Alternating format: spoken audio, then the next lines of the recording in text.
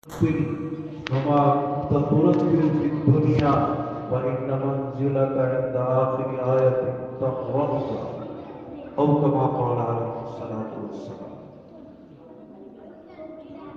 قابل قدر اور ہم سب کے محسن خادم قرآن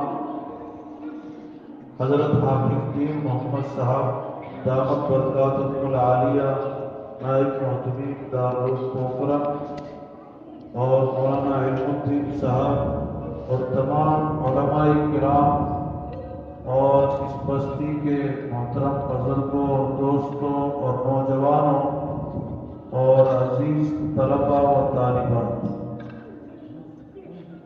جمعے کے دن جودھ پور میں سردار پورہ مسجد میں میری حاضری ہوئی تو حافظ دوست محمد صلی اللہ علیہ وسلم نے بات کی کہ ہمارے بستی کے اندر ایک پروگرام رکھا گیا ہے، اگر موقع ملے تو آپ وہاں ضرور جائیں۔ صبح درسگاہ میں بیٹھے تھے، حضرت حافظ صاحب کا حکم ہوا کہ بھی آ جاؤ اور وہاں چلنا ہے۔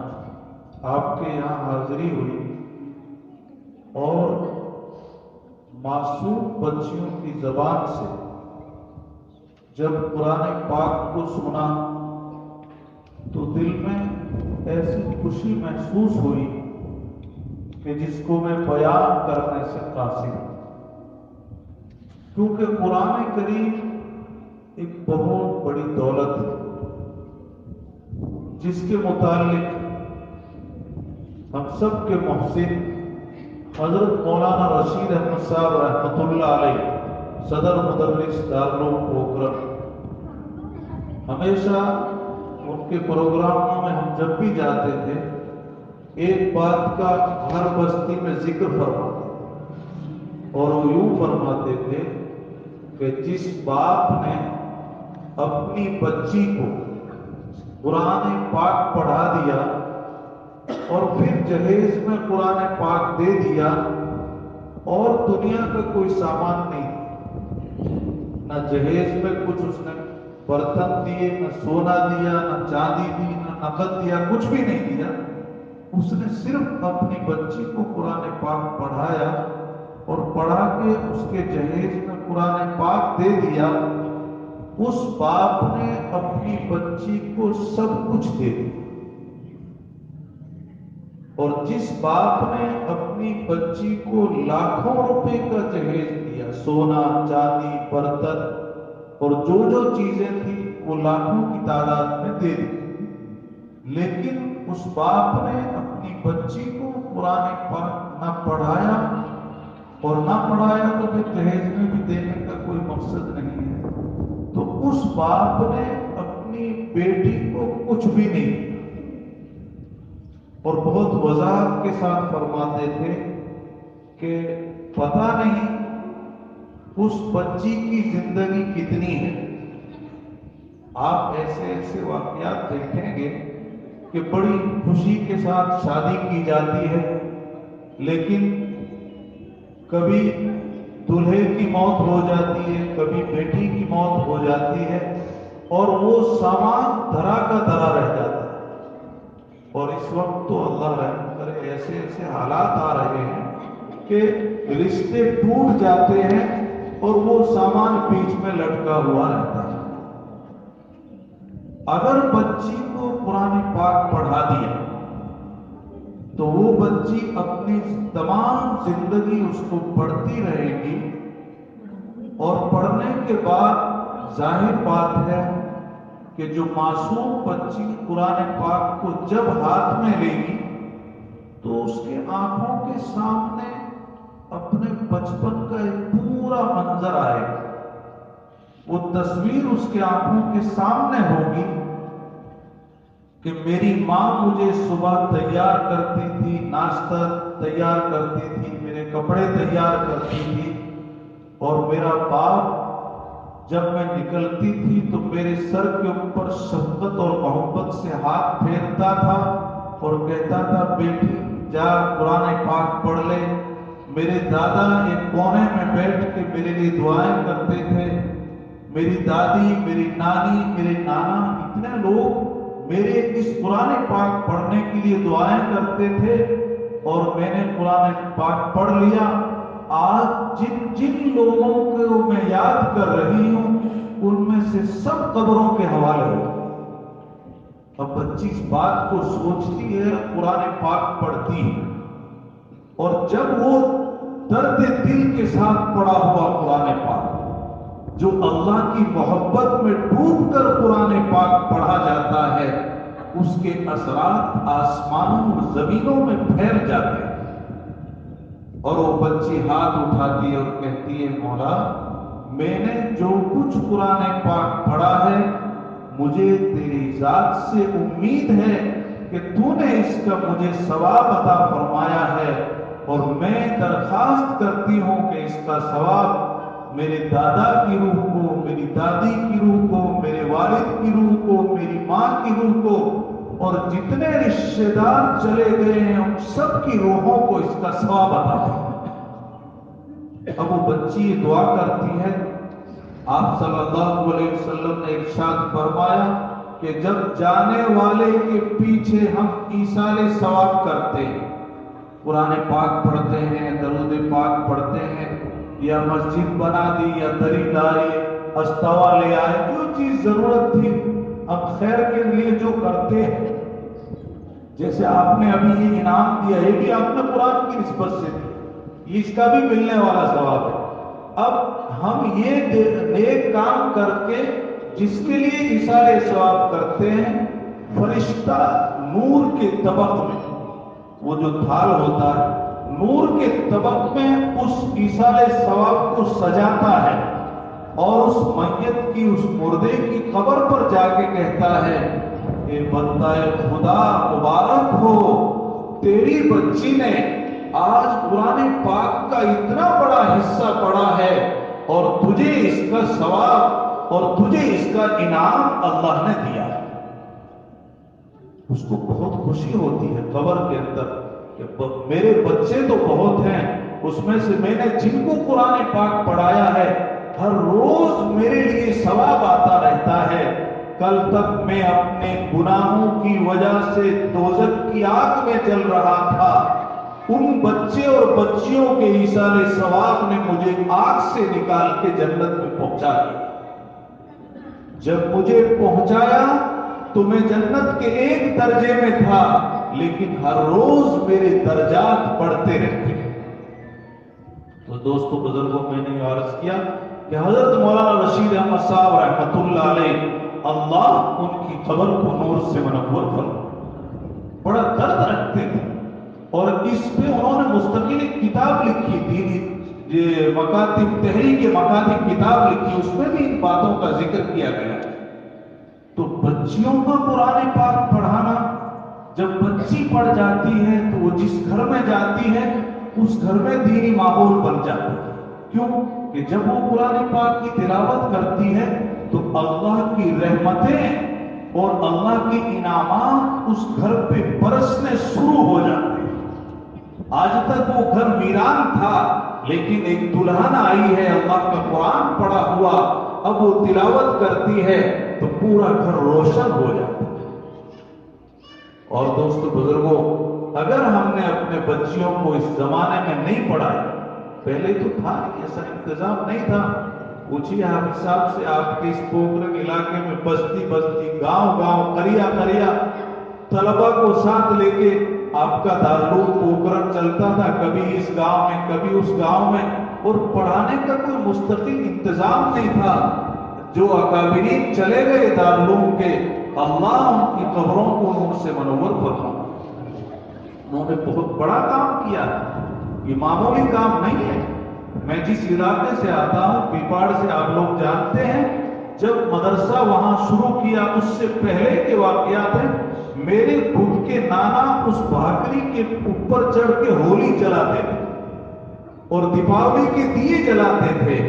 جب مولانا رشید احمد صاحب رحمۃ اللہ علیہ نے پیپاڑ علاقے کا دورہ فرمایا اور دیکھا کہ یہ سب ہماری برادری کے لوگ یہاں رہتے ہیں، لیکن ہندوانہ رسمیں کرتے ہیں، اور ان کے جو پہناوا تھا اس سے معلوم ہی نہیں ہوتا تھا کہ یہ مسلمان ہیں، لیکن جب ان اکابرین نے وہاں ادارہ قائم کروایا اور پھر مولانا معروف صاحب کو وہاں بھیجا، جب انہوں نے محنت کی تو ہم آپ کے سامنے اس وقت بات کر رہے ہیں۔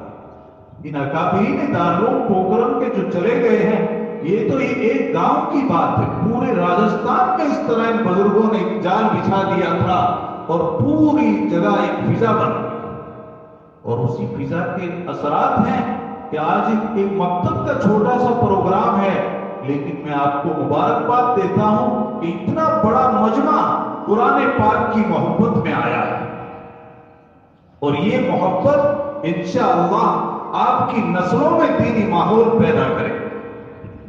دوستو بزرگوں، اور اگر ہم نے اپنی بچی کو، وہ فرماتے قرآن پاک نہیں پڑھایا اور ایسے ہی بھیج دیا تو اس باپ نے کچھ نہیں دیا۔ اس پہ میں آپ کو ایک واقعہ سناتا ہوں۔ ایک شاعر گزرے ہیں، میر تقی میر، بہت بڑے شاعر گزرے ہیں، شعر پڑھا کرتے تھے۔ ان کی ایک بچی تھی، سوچا کہ بھی لوگ سوچیں کہ بھی یہ شاعر ہے، اس کے پاس پیسے نہیں، اسی لیے بہت کچھ جہیز دیا بچی کو، اور جو سامان ہے وہ بھی سونا چاندی جو کچھ تھا اس سے زیادہ قرض بھی کر لیا، اور قرض کر کے پھر بچی کو جہیز میں دے دیا۔ اب بچی کو جیسے سسرال بھیجا، ایک سونار آتا ہے، کہتا شاہد صاحب ہمارے پیسے لاؤ نہیں تو آپ کے اوپر سود لگے گا، بیاج لگے گا۔ پھر بنیا آتا ہے، برتنوں والا آتا ہے۔ ہر روز بچی نے دیکھا کہ میرے باپ نے میری شادی کیا کی ہے، باپ کے لیے تو گھر جہنم بن گیا ہے۔ ہر روز مانگنے والے آتے ہیں، اور بچی کو اس کا بڑا صدمہ ہوا۔ اب بچی جب سسرال میں پہنچی اور بیمار ہو گئی، اور اسی صدمے سے چند مہینوں کے بعد بچی کا انتقال ہو گیا۔ اب جب ان کو معلوم پڑا کہ میری بچی کا انتقال ہو گیا، کسی نے خبر دی، تو وہاں سے بھاگے اور گئے، اور جا کے اپنی بیٹی کے جنازے کو دیکھا۔ اور آپ جانتے ہیں، آپ میں سے ہر ایک کہ اللہ نے فطرت رکھی ہے کہ باپ کے دل میں بنسبت بیٹے کی بیٹی کی محبت زیادہ ہوتی ہے، اور یاد رکھنا بنسبت بیٹوں کے بیٹی ماں باپ کی خیرخواہ زیادہ ہوتی ہے، وہ خدمت زیادہ کرتی ہے، اور اللہ نے پھر اس کی فضیلت رکھی ہے۔ میرے آقا نے فرمایا ایک مرتبہ، جس نے 3 بچیوں کی تربیت کی، یعنی ان کو دین سکھایا اور اس کے بعد میں ان کی شادی کر دی، میں محمد صلی اللہ علیہ وسلم اس کو جنت میں پہنچانے کی ذمہ داری لیتا۔ 3 بچیوں کی پرورش کی، اس کا عقیقہ کیا، دین سکھایا اور اس کی شادی کی۔ میں محمد صلی اللہ علیہ وسلم اس کو جنت میں پہنچانے کی ذمہ داری لیتا۔ حضرت عائشہ رضی اللہ تعالیٰ عنہ، انہوں نے اس مسئلے کو مزید کھول دیا۔ قربان جائیں اما عائشہ پہ، کہا یا رسول اللہ صلی اللہ علیہ وسلم، میرے ماں باپ آپ پہ قربان ہو، اگر کسی کے 2 بچیاں ہی ہیں تو 3 ہے ہی نہیں تو کیا ہے؟ آپ نے فرمایا جس نے 2 بچیوں کی تربیت کی اس کو بھی میں جنت میں پہنچانے کی ذمہ داری دی۔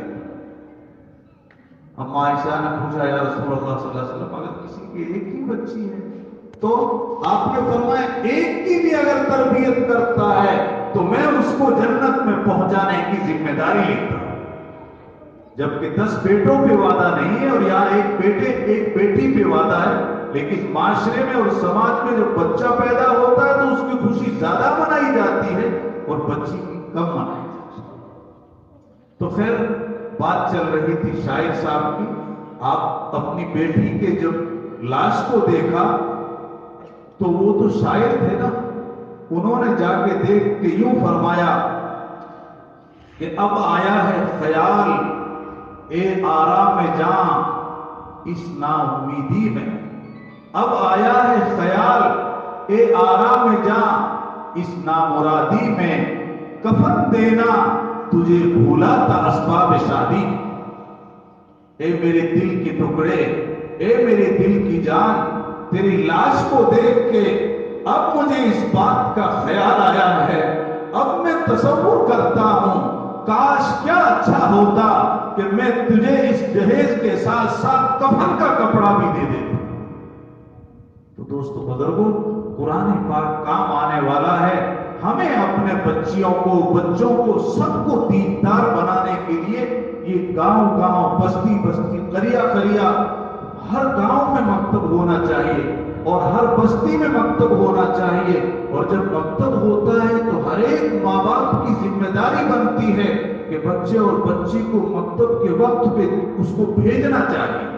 اور اگر ہمارے بچے اور بچیاں پڑھ گئی ہے تو گاؤں کے لوگوں کو اس بات کی فکر کرنی چاہیے کہ ہمارے گاؤں میں بچوں کی تقریباً تعداد 100 ہے، لیکن مکتب جانے والے بچے 80 ہیں، تو وہ 20 محروم کیوں رہ رہے ہیں؟ گاؤں کے سمجھدار لوگ ان کے ماں باپ تک پہنچے اور ان کو بتائیں کہ بہت بڑی دولت سے یہ محروم ہے، اس کی کوشش کرنی چاہیے۔ اگر آپ کی کوشش اور کہنے سے، آپ کی بچی نہیں، آپ کا بچہ نہیں، لیکن آپ کی کہنے سے، آپ کی کوشش سے اگر ایک بچہ یا ایک بچی بھی قرآن پاک پڑھ گئی، وہ جب قرآن پاک پڑھتی رہے گی تب تک آپ کو اس کا ثواب ملتا ہے۔ اسی لیے ہم یہ عزم کریں کہ بستی کا ایک بچہ بھی دیندار اور قرآن پاک پڑھے بغیر نہ رہے۔ یہ ہو گیا بچی کا واقعہ۔ بچے کا واقعہ بتا دیتا ہوں، پڑوس ملک کا، پاکستان۔ ایک بچہ پیدا ہوا، جو ہوا تو دنیا کی تعلیم بھی ضروری ہے۔ اگر ہم دنیا کی تعلیم اپنے بچوں کو نہیں دلائیں گے تو ہم دنیا کی رفتار سے بہت پیچھے رہ جائیں گے۔ اب وہ بھی پڑھانا ہے اور اس سے پہلے اس کو قرآن پاک اور دیندار بنانا ضروری ہے۔ کسی نے حضرت تھانوی علیہ الرحمٰن سے کہا، حضرت دعا فرمائیں میرا بچہ عالم بن جائے۔ آپ نے فرمایا عالم بننا ضروری نہیں ہے، صالح بن جائے، یعنی نیک بننا ضروری ہے۔ اب وہ بچے کو پڑھایا، پاکستان میں پوری تعلیم دلائی، اس کے بعد اس کو لندن بھیجا، وہاں سے اس نے ڈگری کی، اس کے بعد میں امریکہ چلا گیا اور وہاں اس نے جو باقی تعلیم کی اور بہت بڑے عہدے پہ وہ بچہ فائز ہو گیا، وہ بہت بڑی نوکری مل گئی ان کو امریکہ میں۔ اب اسی دوران بچہ تو بہت عمر کو پہنچ گیا تھا، اس کے باپ کا انتقال ہو گیا، اس بچے کے باپ کا انتقال ہو گیا۔ یہاں سے کال کیا گیا، بھئی آپ کے فادر ایکسپائر ہو گئے ہیں، اسی لیے آپ پہلی فلائٹ پکڑ کے آئیے، آپ آئیں گے تو اس کا جنازہ پڑھا جائے۔ اس نے فوراً اپنا ٹکٹ بک کروایا، فلائٹ پکڑی اور آ کے پڑوس ملک میں آپ اترے، ایئرپورٹ سے گاڑی لی اور گاڑی لے کے سیدھے لوگ جنازہ لیے بیٹھے، تیار تھے بیٹے کے، وہ پہنچ گئے۔ پہنچنے کے بعد کہا بھئی جنازہ پڑھو، کہ جنازہ پڑھو۔ جنازہ پڑھانے کے بعد اس کو جب دفنا کے رہے تو یہ بچہ زار و قطار روتا ہے اور رکتا بھی نہیں۔ لوگ کہتے ہیں یار باپ دنیا میں ہمیشہ کسی کے نہیں رہے، ماں باپ ہمیشہ نہیں رہتے، ایک دنیا کا دور ہے، ہمارے ماں باپ چلے گئے پھر ہم بھی چلے جائیں گے اور یہ تو سلسلہ چلتا رہتا ہے، دنیا تو مسافر خانہ ہے۔ لوگ سمجھاتے ہیں کہ صبر کرو اور صبر کا بدلہ جنت ہے، یہ سب کچھ باتیں، لیکن وہ روتا ہے اور چپ نہیں رہتا۔ اس کے بعد میں کافی دیر کے بعد وہ بچہ رکا اور رکنے کے بعد کہنے لگا کہ آپ لوگ جتنی باتیں کہہ رہے ہو وہ میں سب سمجھتا ہوں، مجھے معلوم ہے کہ دنیا میں کسی کے ماں باپ ہمیشہ نہیں رہتے، یہ مجھے اچھی طرح معلوم ہے۔ میں اس بات پہ نہیں رو رہا ہوں کہ میرے باپ دنیا سے چلے گئے، اس بات پہ مجھے رونا نہیں آ رہا ہے، مجھے رونا اس بات پہ آتا ہے کہ میرے باپ نے اس ملک میں جتنی ڈگریاں تھی وہ دلا دی، لندن میں تھی وہ دلا دی، امریکہ میں تھی وہ دلا دی، لیکن میرے باپ نے مجھے جنازے کی نماز نہیں سکھائی۔ آج میرے باپ کو جو آخری تحفہ پیش کرنے کی ضرورت پڑی ہے، اور کاش میرے ابا مجھے سکھا دیتے تو میں ابا کے جنازے کے اوپر کھڑا ہو کے یوں کہتا، اللہم اغفر لحینا ومیتنا وشاہدنا وغائبنا وصغیرنا وکبیرنا وذکرنا وانثانا، اللہم من احییتہ منا فاحیہ علی الاسلام ومن توفیتہ منا فتوفہ علی الایمان۔ کاش کیا ہوتا یہ دعا میں اپنے باپ کے جنازے کے اوپر پڑھتا. مجھے اس بات کا افسوس ہے کہ باپ نے مجھے تمام ڈگریاں دلا دی لیکن جنازے کی نماز نہیں سکھائی. اسی لیے دوستو اس بات کی ضرورت ہے کہ ہمیں اپنے بچوں کو اعلیٰ دنیاوی اعلیٰ تعلیم دلانی ہے لیکن اس سے پہلے اپنے بچوں کو دیندار بنانا بہت ضروری ہے. اور اگر نہیں بنایا، آپ نے نہیں بنایا تو تقریباً لاکھوں بچے جو اس وقت اسکول اور کالج میں پڑھ رہے ہیں، جمعیت العلماء کے سروے ہے کہ لاکھوں بچے اور بچیاں مرتد ہو چکی ہیں. یعنی انہوں نے اسلام کو چھوڑ دیا، مسلمان نہیں رہے، وہ غیر بن چکے ہیں. کیوں؟ کہ ان کے ماں باپ نے ان کو بچپن سے سکھایا. حضرت مولانا ارشد مدنی دعوت برکاتہ العالیہ فرماتے ہیں میں ایک مرتبہ لندن گیا، ایک اچھا دیندار آدمی رونے لگا. میں نے کہا کیا بات ہے؟ کہ حضرت کیا بتاؤں، میری بیٹی عیسائی کے پیچھے بھاگ گئی اور اس نے اس سے نکاح کر لیا ہے، جبکہ مسلمان کا اس سے نکاح نہیں ہوتا ہے. اسی لیے آپ اپنی بچی، میری بیٹی ہے ادھر بیٹھی، آپ اس کو ذرا سمجھا دیں.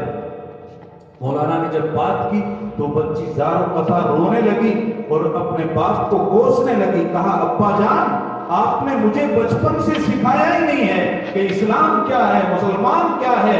ایک مسلمان کے ساتھ نکاح ہوتا ہے ورنہ زنا ہوگا، گناہ ہوگا.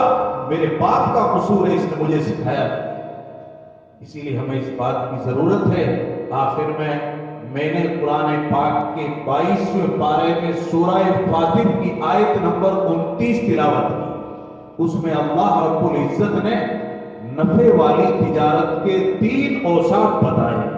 یعنی ایسا کاروبار کرو جس میں نفع ہی نفع ہے اور اس کاروبار کے لیے 3 کام کرنے ہیں. وہ اس آیت کے اندر سورہ فاطر کی آیت نمبر 29 میں بتائے. اللہ فرماتے ہیں ان الذين يتلون كتاب الله واقاموا الصلاه وانفقوا مما رزقناهم سرا وعلانية يرجون تجارة لن تبور. جو لوگ قرآن پاک کی تلاوت کرتے ہیں، جب قرآن پاک ہم بچوں کو پڑھائیں گے تبھی تو تلاوت ہوگی. جو لوگ قرآن پاک کی تلاوت کرتے ہیں، یتلون کتاب اللہ واقاموا الصلاۃ، اور دوسرا کام نماز کو قائم کرتے ہیں. دیکھیے معصوم بچی آتی ہے اور آپ کو بتاتی ہے الصلاۃ معراج المؤمنین، الصلاۃ عماد الدین. یعنی بچی آپ کو کہتی ہے کہ نماز مومن کی معراج ہے، نماز آپ صلی اللہ علیہ وسلم کے منہ کی ٹھنڈک ہے، نماز اسلام کا ستون ہے. جو نماز نہیں پڑھتا اسلام میں اس کا کوئی حصہ نہیں. وہ نام کا تو ہو سکتا ہے. ہمارے حضرت فدائے ملت حضرت مولانا سید اسحاق مدنی رحمۃ اللہ کی نماز میں کیا سکون رکھا ہے. آپ روزی کے لیے جائیں گے اور اس کا اہتمام کر کے جائیں گے تو آپ سمجھیں گے اس کو کہ روزی میں کس طرح برکتیں حاصل ہوتی ہیں. نماز کو قائم، نماز پڑھو نہیں، نماز قائم کرو. یعنی مقصد کیا ہے؟ 100% بستی کا نماز والا ماحول بن جائے. عورتیں نماز پڑھیں، بچے نماز پڑھیں، بوڑھے جوان سب نماز پڑھیں. کیوں کہ آتا ہے جب بچہ 7 سال کا ہو تو اس کو نماز کا حکم کرو، اس کی عادت ڈالو بیٹا چل نماز پڑھ. اور جب 10 سال کا ہو جائے پھر نماز نہ پڑھے تو اس کو ڈانٹ پلاؤ، تو نے نماز کیوں نہیں پڑھی. اب ظاہر بات ہے ہم نماز نہیں پڑھتے ہیں اور بچہ 10 سال کا ہوا، آپ مسجد میں سے سن کے گئے تو نماز نہیں پڑھتا ہے. بچہ کہیں گے والد بزرگ آپ بھی تو نہیں پڑھتے ہیں، میرے اوپر تو فرض نہیں، آپ کے اوپر تو فرض ہے، آپ نہیں پڑھتے ہیں. تو حدیث میں آتا ہے 7 سال کا ہو تو نماز کا حکم کرو اور جب 10 سال کا ہو جائے تو نہ پڑھے تو اسے ڈانٹ پلاؤ. 2 نفع والی تجارت 3 کا ذکر تھا، 2 کا ہو گیا. قرآن پاک کی تلاوت، نماز کا قائم. آگے فرمایا وَمِمَّا وَرَزَقْنَاهُمْ سِرًّا وَعَلَانِيَةً. اللہ نے جو کچھ مال دیا ہے، اللہ نے جو کچھ ہمیں دیا ہے اس کو چھپا کر کے بھی خرچ کرتے ہیں اور دکھا کر کے بھی خرچ کرتے ہیں. دیکھو کبھی کبھی دکھا کے خرچ کرنا یہ عبادت ہے. بہت سے सूफियों को ये मर्ज लगा हुआ है कि भाई नहीं अपने किसी को दिखाना नहीं है। अगर दिखाना ना होता तो अल्लाह ये जमात की नमाज का एहतिमाम नहीं करते, नहीं छुप के आप घर में ही नमाज पढ़ो, नहीं, उससे नमाज पढ़ोगे जमात में लोगों में माहौल बनेगा, आप अल्लाह के रास्ते में जाओगे, तस्बीह हाथ में होगी, अल्लाह अल्लाह करेंगे, बस्ती में माहौल बनेगा, आप मुलाकातें करेंगे, उससे बस्ती में माहौल बनेगा। इबादत को कभी कभी दिखा के करना भी सवाब है और कभी छुपा के करना भी सवाब है। एक यतीम है, एक बेवा है जिसके घर में सुबह से शाम नहीं है, आप छुप के जाके उसको दीजिए, आप अपना खर्च कीजिए। मस्जिद बन रही है, पूरा मजमा बैठा है, आपने खड़े होके कहा 50,000 रुपए इस मस्जिद में मैं देता हूं, पड़ोस में बैठा, अच्छा मैं इससे कमजोर थोड़ा, 60 मैं देता हूं। आपके कहने की वजह से तरगीब हुई और वो भी नेक काम करने लगा। तो वरज़क़नाहुम सिर्रन व अलानिया, फिर आगे अल्लाह ने फरमाया यरजून तिजारतन लन तबूर, ये वो कारोबार है, ये वो काम है जिसके अंदर नफा ही नफा है। और इस आयत के बाद मैंने हदीस पढ़ी, आप सल्लल्लाहु अलैहि वसल्लम ने फरमाया खैरुकुम मन तअल्लमल कुरआन व अल्लमा, तुम में सबसे बेहतरीन और अच्छे लोग वो हैं जो कुरान पाक को सीखें और सिखाएं। आपके इमाम साहब सिखा रहे हैं, आप सबके बच्चे सीख रहे हैं, इस रूए जमीन पर इससे बेहतर और कोई लोग नहीं। फिर मैंने हदीस पढ़ी युक़ालु लिसाहिबिल कुरान इक़रा वर्तक़ि वरत्तिल कमा कुन्त तुरत्तिलु फिद दुनिया फ़इन्न मंज़िलका इंद आखिर आयतिन तक़रहुहा।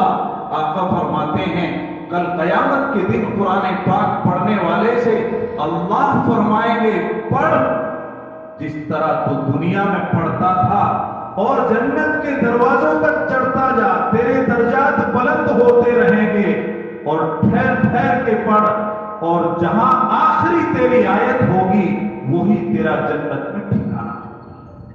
अल्लाह ताला इन बच्चियों को तमाम जिंदगी इस पे अमल करने की और इसकी तिलावत करने की तौफीक अता फरमाए।